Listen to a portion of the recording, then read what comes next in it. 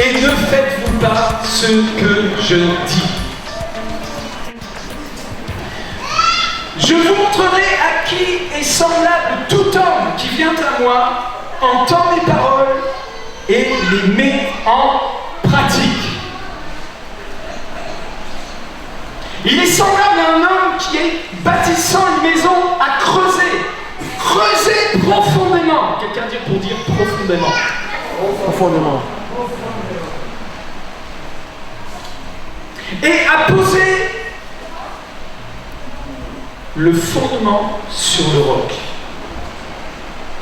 Il a posé le fondement de sa maison sur le roc. Alléluia. Une inondation est venue et le torrent s'est jeté contre cette maison sans pouvoir l'ébranler parce qu'elle était bien bâtie. Mais celui qui entend et ne met pas en pratique est semblable à un homme, pour les femmes c'est pareil, qui a bâti une maison sur la terre, sur le sable, sans fondement. Une maison bâtie sans fondement, une cabane. Le torrent s'est jeté contre elle, aussitôt elle est tombée. Et la ruine de cette maison a été grande. Prions sur cette parole cet après-midi. Père, nous sommes assemblés dans ce lieu au nom de Jésus-Christ de Nazareth. Jésus a dit que là où nous sommes assemblés deux ou trois en son nom, il est au milieu de nous. Il a parlé au présent éternel. Je sais, ça n'existe pas dans vos livres d'école, et pourtant, ça existe dans le monde spirituel. Il existe un présent éternel. Et Jésus a parlé au présent éternel. Il a dit, là où vous êtes assemblés en mon nom, je suis au milieu de vous. Ce je suis est un présent éternel. Et celui qui a dit cette parole il y a 2000 ans est ici cet après-midi au milieu de nous. C'est pourquoi les miracles sont possibles. Car rien n'est impossible à Dieu. Le Dieu que nous servons cet après-midi, il est vivant et il est au milieu de nous. Et quelqu'un pour dire Amen et Alléluia.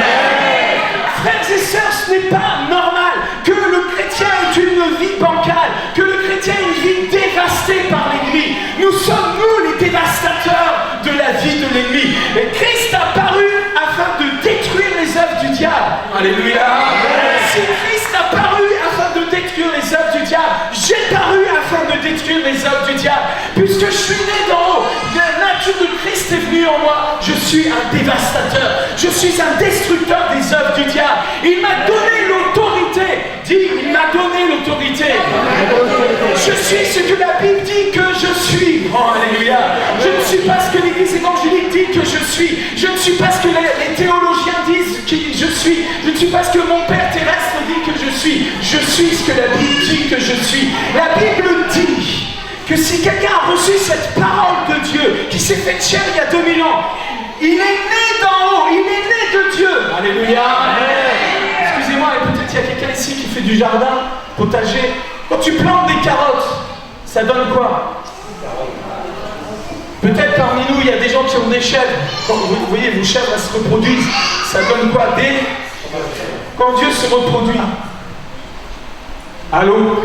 Allô? Ça donne des chrétiens. Ça donne pas des chrétiens, ça donne des enfants de Dieu. Amen. Amen. Ouvrez vos vies dans Jean au chapitre 1. Ô Saint-Esprit, lâche la parole cet après-midi. Jean 1, verset 12. Mais à tous ceux qui l'ont reçu, cette parole, à ceux qui croient en son nom, elle a donné l'autorité, le pouvoir légal de devenir enfants de Dieu, lesquels sont nés, non du sang, ni de la volonté de la chair, ni de la volonté de l'homme, mais de Dieu. Je suis né de Dieu. La nature de Dieu est en moi. La semence du Dieu vivant est en moi. Je suis programmé pour la victoire. Je suis programmé pour régner, pour le succès. Alléluia. Je suis programmé pour écraser la tête du diable. Ah non, ça c'est pas possible. C'est déjà fait. Alléluia. Voici, je vous ai donné le pouvoir de marcher sur les vipères et les scorpions et sur toute la puissance de l'ennemi, et rien ne pourra vous nuire. Alléluia. Ça, c'est l'évangile de Jésus. Jésus a dit que l'homme intelligent, qui a creusé profondément, est un homme qui entend la parole de Dieu pour la mettre en pratique. Pour la mettre en pratique. Pour la mettre en pratique. Alléluia. Amen. Prenons des exemples. Jésus a dit que nous devons pardonner du fond de notre cœur celui qui nous a offensés. Allô, allô, allô, allô? Il y a quelqu'un dans la maison? Si tu ne pardonnes pas du fond de ton cœur à ton frère, que tu vois, frère t'a blessé, qui a déjà été blessé dans la maison de Dieu? Ceux qui ne lèvent pas la main sont des mentors, on va prier pour eux.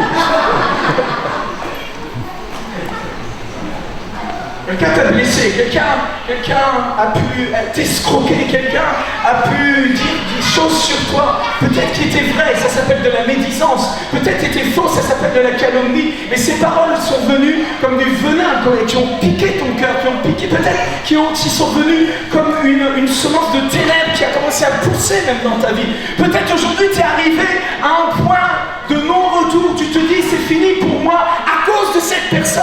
Un jour j'ai rencontré une vieille femme, elle était là sur ses béquilles, perdue d'arthrose, complètement dévorée par la maladie, et cette femme était remplie d'amertume. C'était une fiole remplie d'amertume. Quand elle ouvrait sa bouche, c'était amer. Et son histoire est que sa meilleure amie lui avait volé son mari. Et quelques temps après, même sa meilleure amie a eu un enfant de son ex-mari. Je crois même qu'elle nous a raconté qu'elle s'est trouvée au mariage de son ex-mari. Cette femme était tellement remplie d'amertume que même l'amertume commençait à ronger les os à l'intérieur. Frères et sœurs, si vous bâtissez votre maison sur le sable, le torrent va venir. De toute manière, que vous bâtissiez sur le sable ou sur le roc, la tempête arrive. Le torrent arrive. Amen. Allô, allô, allô, allô. Amen. Mais celui qui a creusé profondément et qui a posé le fondement sur le roc. Alléluia. Le diable peut y aller encore. Allez, vas-y, attaque. On va voir qui c'est le chef. Allô? Amen. Est-ce que vous êtes des chrétiens plus que vainqueurs, ou est-ce que vous êtes des chrétiens ressuscitables tous les dimanches matins? Vous avez une sorte de pile, c'est des piles rechargeables. Et puis si vous arrêtez de les mettre dans le chargeur, au bout d'un moment, elles s'écrasent complètement et il se pourrait même qu'elles meurent complètement, vous ne pouvez plus l'utiliser. Vous devez charger ces piles. Vous avez ça, on appelle des accus. Bien, c'est très pratique. Hein. Alléluia. Mais nous ne sommes pas des accus. Nous ne sommes pas des chrétiens rechargeables. Allô, allô? Amen. Si vous êtes un chrétien rechargeable le dimanche matin, c'est-à-dire vous venez le dimanche matin à la sortie du culte, vous êtes « Oh, I feel good ». Le lundi, vous arrivez au boulot, vous prenez une baffe par votre chef. Le mardi, c'est votre collègue qui vous fait une histoire. Le mercredi, vous rentrez à la maison, vous disputez avec votre femme. Le jeudi soir, il y avait la réunion de prière, vous n'y allez pas parce que vous avez trop de bourdon.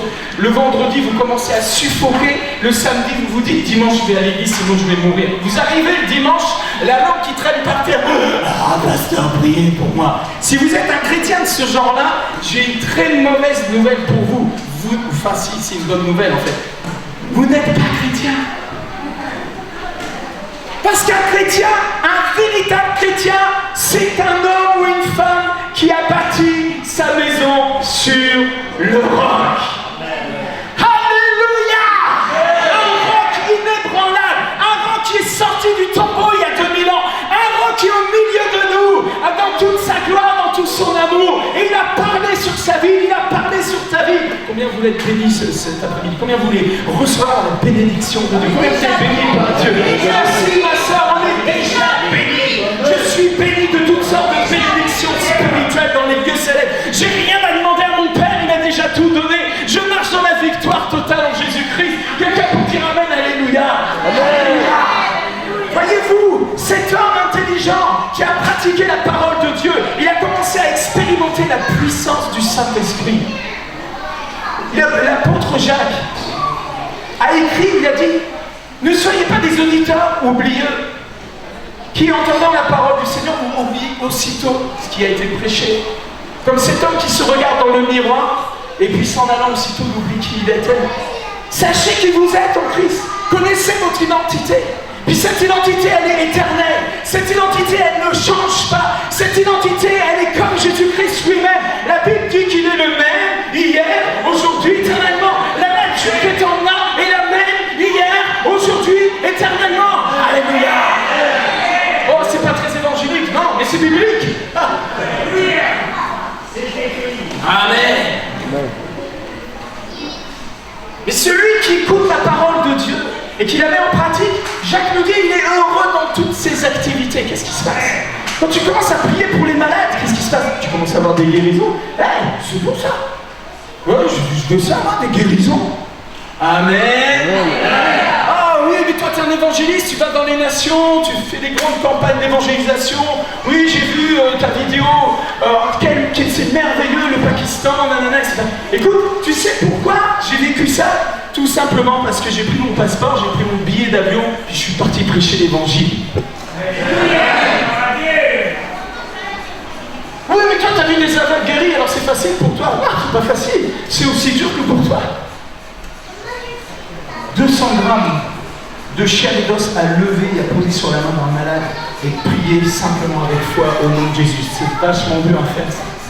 Frères et sœurs, si vous êtes des auditeurs oublieux, si la parole que vous entendez, vous ne la mettez pas en pratique, si vous gardez de l'amertume, si vous ne voulez pas prier pour les gens autour de vous, si vous ne voulez pas être un témoin du Christ en permanence, d'être des gagneurs d'âme, un esprit de gagneur d'âme, si vous êtes juste un chrétien du dimanche matin, je vous aime, je vous bénis, mais vous êtes à côté de la plaque.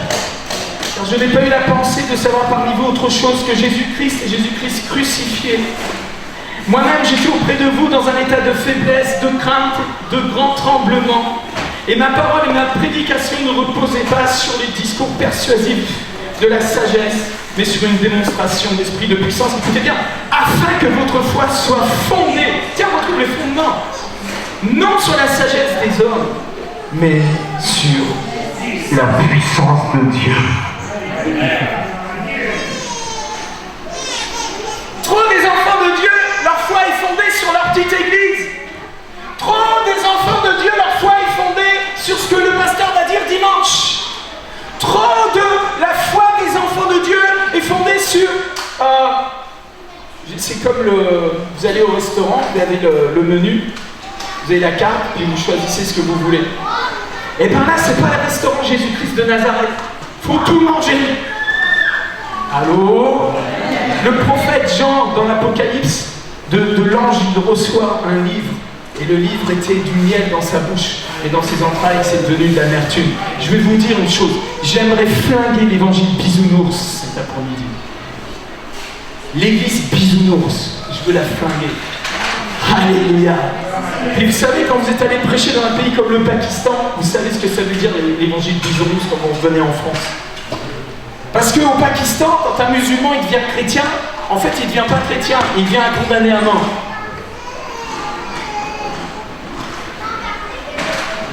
Vous voyez ce que je veux dire? Amen, amen, amen. Amen. L'évangile bisounours, je prends ce qui m'intéresse dans la Bible, je m'intéresse à mon nombril, et puis il y a intérêt à ce que toi aussi, pasteur, tu t'intéresses à mon nombril. Gare à toi si tu t'intéresses pas à mon nombril, parce que si tu t'intéresses pas à mon nombril, déjà t'es un faux prophète. Tu manques d'amour, et blablabla, et blablabla. Écoutez, c'est ça, repentons-nous, puis devenons une armée de vaillants héros, des gens fondés sur la véritable foi, la foi apostolique.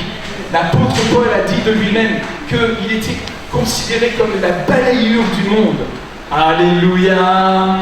La balayure du monde. Que n'importe ce que peut penser mon voisin de mon style de vie, du moment que mon style de vie, c'est de marcher dans la lumière, c'est d'être fier de Jésus-Christ, fidèle à ma femme,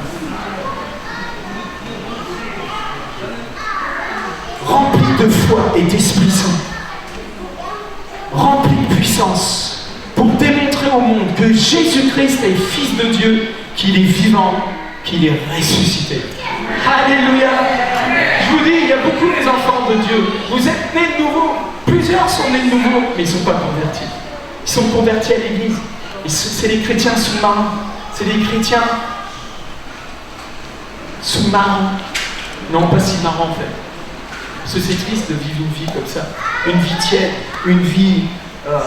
tu sais, c'est les autres qui la vivent pour toi, tu vois. C'est le pasteur qui vit ta vie spirituelle pour toi. Vous ne pouvez plus vivre comme ça à partir d'aujourd'hui. Avec ce que je viens de semer dans votre cœur, là maintenant je vous lance un défi. Devenez véritablement le pire cauchemar du diable à partir d'aujourd'hui. Devenez quelqu'un d'embrasé pour notre Seigneur. Soyez remplis du Saint-Esprit. Recevez le toucher de Dieu. Recevez un nouveau défi de foi, un nouveau niveau de foi. N'acceptez plus seulement des guérisons du mal de tête. Commencez à croire pour des paralysés. Là, au Pakistan, on a mis un enfant dans les bras. Ça faisait 5 ans qu'il avait 5 ans. Enfin, il ne marchait toujours pas. C'était à la pastorale. Il y avait entre 400 et 500 pasteurs. On a pris soin d'eux. On a été les chercher partout avec des bus. Et pour la campagne d'évangélisation aussi, des centaines de bus sont allés chercher les gens dans les villages. Et d'ailleurs, il y avait des miracles, même dans les bus, ces gens, en arrivant à la campagne, ils étaient guéris dans les bus, tellement la puissance de Dieu était au rendez-vous de cette campagne d'évangélisation. Et pendant la pastorale, il y a eu un temps de feu, la puissance de Dieu est descendue aussi sur les pasteurs, vous auriez vu comment ils étaient brûlés par le Saint-Esprit, ils pleuraient, il y avait des délivrances. Certains, ils n'étaient même pas nés nouveaux, c'est des pasteurs de tradition, traditionnels, qui se sont intéressés à la foi, qui sont chrétiens, mais ils ne sont même pas des nouveaux, les gars, certains. Il y en a qui n'étaient même pas baptisés du Saint-Esprit, puis Dieu les a saisis, c'était vraiment merveilleux. Et il y a commencé à avoir des guérisons. Il y avait une femme, depuis 12 ans, elle avait le dos complètement, je ne sais pas ce qu'il y avait dans son dos, je ne suis pas du tout médecin, mais une chose, et son témoignage, c'est qu'elle pouvait même plus se baisser. Elle était là comme ça, elle était vraiment, elle était handicapée, quoi. Et j'ai mis une chaise, et j'ai commencé à faire asseoir les gens, puis il y avait des gens allongés, tout ça. Puis à un moment donné, la puissance de Dieu était tellement sur la chaise, les gens, au moment où ils s'asseyaient sur la chaise, ils étaient guéris. J'avais plus le temps de prier, quoi. La puissance de Dieu, tu sais, le Seigneur est pressé de guérir. Le Seigneur est pressé d'opérer des miracles. Frère, c'est ça, réveillez-vous. Il est vivant. Amen. Le diable est un menteur. Puis le diable est en train de mentir sur Toulouse. Il est là, il ment. C'est un menteur, il est le père du mensonge. La parole de Dieu, c'est la vérité. Et encore cet après-midi, il va y avoir des guérisons. Gloire à Dieu. Amen. Et on m'a amené cet enfant là de 5 ans qui ne marchait pas. Il l'a mis dans les bras. Tu n'as plus le choix là. Tu vas prêcher l'évangile, tu n'as plus le choix, quoi.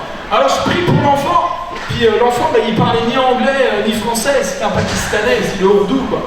Alors j'ai prié en français. Et puis je l'ai posé par terre. Et puis l'enfant il tombe par terre. Ces gens ne le tenaient pas, quoi. Il y avait des gens comme des spaghettis, quoi. Il tombe par terre, je le reprends. Et là je parle à ces gens. Je parle une prière d'autorité. Je dis, Jean, vous avez été créés par Dieu pour porter cet enfant. Au nom de Jésus-Christ, vous le portez maintenant. Je pose l'enfant. L'enfant, il tient un peu sur ses jambes, il fait ses premiers pas. Il était allé courir dans les bras de son père. Gloire à Dieu, alléluia. C'est un vrai témoignage. C'est un vrai témoignage. J'étais là, j'étais au premier alors, je l'ai vu, je l'ai vécu. Allez pas me dire que c'est pas vrai. Ou alors, j'ai rêvé, puis je me suis réveillé dans mon lit. Ah tiens, j'étais au Pakistan. Mais non, on a les vidéos. Alléluia. Il est vraiment vivant. Jésus, il aime vraiment la France. Dieu, il t'aime vraiment. Puis il a un plan parfait pour ta vie. Puis il t'a donné des paroles. Et ces paroles, si tu ne les mets pas en pratique, c'est quelqu'un qui a bâti sa maison sur du sable. Tu fais semblant. Tu as besoin de creuser. Et puis de creuser profondément. Puis tu as mis ton fondement sur le roc. Alléluia. Amen. On a commencé ce séminaire. Dommage que vous n'étiez pas là dans les autres réunions. Il y a eu un message très fort sur les fondements de la grâce. Et comment Dieu est venu, par son amour, sa miséricorde, nous donner la résurrection alors que nous étions morts. Éphésiens chapitre 2, je vous donne ce passage. Peut-être vous pourrez écouter les messages. Quels sont les fondements de votre vie? Si les fondements de votre vie, de votre relation avec Dieu, c'est vos petites œuvres, vos petits efforts personnels, vous allez vraiment être fatigué. Vous allez finir vraiment sur un brancard. Si ce n'est pas le feu de Dieu dans vos vies, si ce n'est pas sa puissance qui vous tient, si ce n'est pas son amour qui vous a donné la nouvelle naissance, si ce n'est pas par la grâce de Dieu que vous êtes sauvés, je me demande ce que vous êtes. Il y a des gens, ils retournent à la loi, sous la loi, ils veulent faire Shabbat, on met la kippa, on commence à judaïser, toutes ces choses-là. Je bénis le peuple d'Israël, j'ai même du sang juif en moi, et je vais vous dire une chose, on est sauvé que par le sang de sa croix. Le sang a coulé. Il y a 2000 ans, le sang a coulé, et il fallait que le sang coule. Excusez-moi, Père n'aurait jamais donné Jésus suffisant sacrifice sur une croix si on avait pu être sauvé autrement que par le sang de ce juste. Je vous prêche l'évangile. Cet après-midi, peut-être quelqu'un est là pour la première fois. Pour la première fois, vous entendez le message de l'évangile. Peut-être pour la première fois, vous entendez cette bonne nouvelle que Dieu vous aime malgré toutes vos iniquités, tous vos péchés, et qu'il a un plan parfait pour vous laver du péché et de l'iniquité, et des conséquences du péché surtout, de vous sauver gracieusement au travers du sacrifice de son Fils. Oui, le sang a coulé il y a 2000 ans, et ce sang parle mieux que celui d'Abel. Alléluia. Le sang d'Abel est un sang qui a été sacrifié aussi. Un sang qui a été sacrifié par meurtre, par jalousie. Abel était un adorateur et il savait faire descendre la gloire sur terre, alors que Caïn n'a pas su adorer Dieu de cette façon-là. Et Dieu ne répondait pas au sacrifice de Caïn, il répondait au sacrifice d'Abel. Pour plusieurs raisons, des raisons prophétiques, théologiques, on pourrait développer ça, mais ce n'est pas l'heure de le faire, mais renseignez-vous là-dessus, vous pouvez trouver des enseignements sur le sang d'Abel et vous verrez que le sang d'Abel parle, il nous parle du sacrifice de Jésus, de la puissance du sang. Et cet après-midi, vous avez besoin de réaliser que vous avez une alliance éternelle dans vos mains. Il y a des gens, vous savez, ils sont fous. Je suis désolé, peut-être parmi nous, il y en a, même peut-être parmi les leaders, excusez-moi, mais un jour j'ai renoncé à avoir une alliance avec Dieu. Je pensais que j'avais fait alliance avec Dieu. Je pensais que Dieu avait fait une alliance avec moi. Mais écoutez, si vous faites une alliance avec Dieu, c'est sûr et certain que vous allez être infidèle. Vous ne tiendrez pas le choc. Vous n'arriverez pas au niveau de Dieu dans cette fidélité. Lui est fidèle, mais vous êtes infidèle. Amen. Dans une alliance, pour qu'elle soit correcte, pour qu'elle tienne le coup, il faut que les deux soient fidèles. Si l'un des deux est infidèle, qu'est-ce qui se passe? L'alliance est brisée. Allô? Peut-être il y a des femmes qui peuvent dire amen ici. Peut-être il y a des hommes qui peuvent dire amen à ça. Alors Dieu, après avoir fait toutes ces alliances avec son peuple, dans la fin des temps, il nous a parlé par le Fils. Et il nous a donné, il a fondé une alliance meilleure que l'ancienne. Celle-là, elle est incorruptible. Elle est éternelle, elle est meilleure. Toutes les promesses de l'Ancien Testament sont dedans. Gloire à Dieu. Mais il y a des promesses encore meilleures. Et cette alliance, elle est éternelle pour une simple raison, c'est que le Père a fait alliance avec son Fils à votre égard. Jésus a fait alliance avec son Père à votre égard. Il y a une prière qui a été faite pour vous, et cette prière même, elle est continue, elle est devant le trône. Jésus est encore en train de prier pour ceux qui croient et qui écoutent la parole de Dieu et qui la reçoivent. Et c'est sur le fondement de cette alliance que nous voulons vous bénir cet après-midi avec l'évangile. Cette alliance, elle est indestructible. Et quand vous prenez la Sainte Seine, vous mangez du pain et vous buvez du vin, vous êtes en train de recevoir gratuitement l'alliance que le Père a fait avec son Fils, une alliance éternelle. Alors vous recevez une alliance puissante et vous pouvez fonder votre vie spirituelle sur le roc. Quelqu'un peut dire amen. Amen. J'ai renoncé à mes petites alliances là. Vous savez, il y a des bouquins qui ont été écrits, faire une alliance avec Dieu pour ceci, une alliance avec Dieu pour cela, des alliances par-ci, des alliances. C'est comme des contrats d'assurance. Puis attention, si jamais vous péchez contre l'alliance, après vous avez des malédictions. J'ai entendu, frères et sœurs, j'ai entendu des enseignements de pasteurs, des choses comme ça. Ce sont des fausses doctrines qui mettent les gens sous des contrôles, sous de l'accusation, sous des impossibilités de servir Dieu. Excusez-moi, mais Jésus-Christ, mon sauveur, mon berger, il a déclaré une parole et elle est éternelle. Voici mon joug est léger. Amen. Mon joug est léger, venez à moi, vous tous qui payez sur de lourds fardeaux, je vous soulagerai. Si ta religion est en train de t'écrabouiller, de t'écraser, vomis-la un bon coup et reçois le doux joug de Jésus. Dieu est bon, c'est un bon Dieu, un Dieu d'amour qui nous fait grâce et qui nous fait grâce et encore qui nous fait grâce. Et là où le péché abondait, la grâce surabonde, et c'est sa bonté qui nous pousse à la repentance. Oh, j'entends pas des amen, des amen. Si heureux d'être des enfants de Dieu, mais peut-être parmi nous il y a des gens qui ne sont pas encore des enfants de Dieu et qui peuvent cet après-midi découvrir l'amour du Père. La Bible te pose une question. La Bible est simple. As-tu goûté à la bonté de Dieu? Quelqu'un a-t-il jamais goûté à la bonté de Dieu? Est-ce qu'on peut avoir goûté toutes les expériences de la terre sans avoir goûté à la bonté de Dieu? Ça dit, il y a des gens qui sont morts, ils ont passé une vie entière et ils ont fait toutes les expériences les plus incroyables et seulement ils n'ont jamais goûté à la beauté de Dieu. Il aurait mieux valu que tu sortes du ventre de ta mère, tu goûtes à la bonté de Dieu et tu meurs aussitôt. Tu aurais eu plus que la vie de n'importe quel milliardaire qui a fait toutes les expériences qu'on peut faire sur la terre. Parce que la bonté de Dieu est éternelle. Il est donné à l'homme de mourir une seule fois, après quoi vient le jugement. Et nous avons besoin de signer notre accusé-réception de l'amour de Dieu cet après-midi. Dieu t'a tant aimé qu'il a donné son Fils, afin que si tu crois en lui, tu ne périsses point, mais tu aies la vie éternelle. Et ça, c'est vrai pour cette vie ici-bas, et c'est vrai pour la vie éternelle, pour l'éternité. Amen, amen.